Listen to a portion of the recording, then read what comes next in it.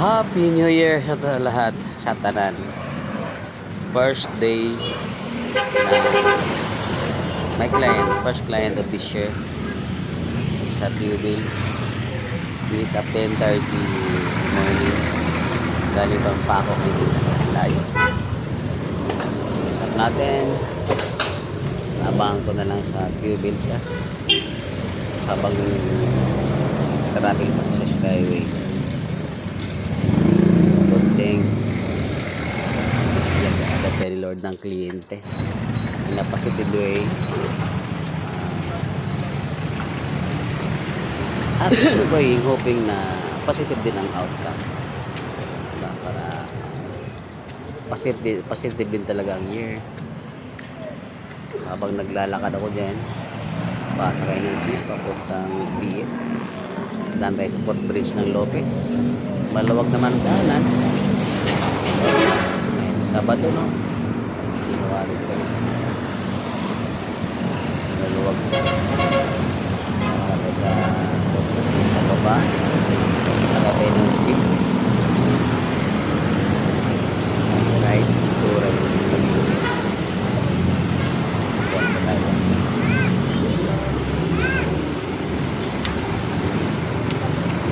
Diyan lang usapan natin kasi gagabi lang madaling araw.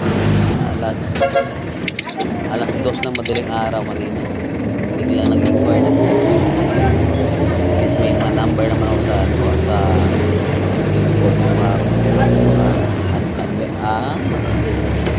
tapos ito may mga number. Text. Reply agad. Then contact agad ang owner. So okay, akala ko hindi matutuloy kasi nga yung yung owner matagal na kapag-reply, umaga na. At least na pabilis yung natin lakad. Agad, okay. The last hour nag-meet up kami habang naglalakad ako dyan papunta sakay ng motor.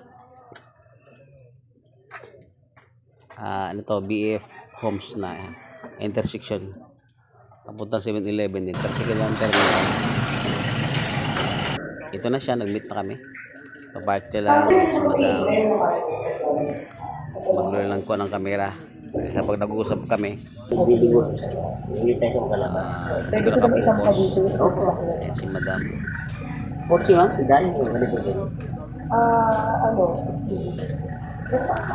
In-inspect Slowly po tayo kung may mga gamit extra.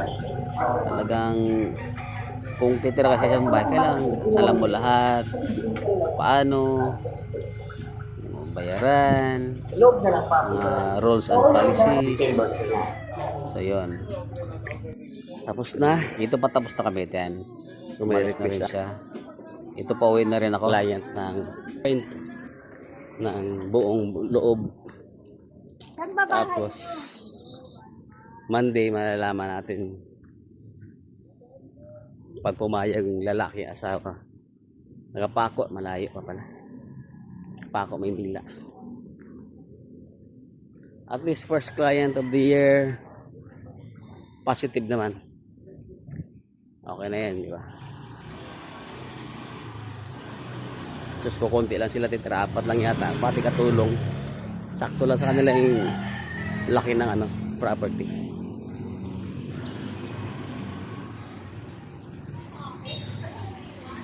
Request ko pa sa owner kung apay sila pa-repent. Hanggang mamayang gabi, hintayin nila yung balita. Pumayag. Sa Lunes mag-aalaman. Okay, bye. Pa sa lupa.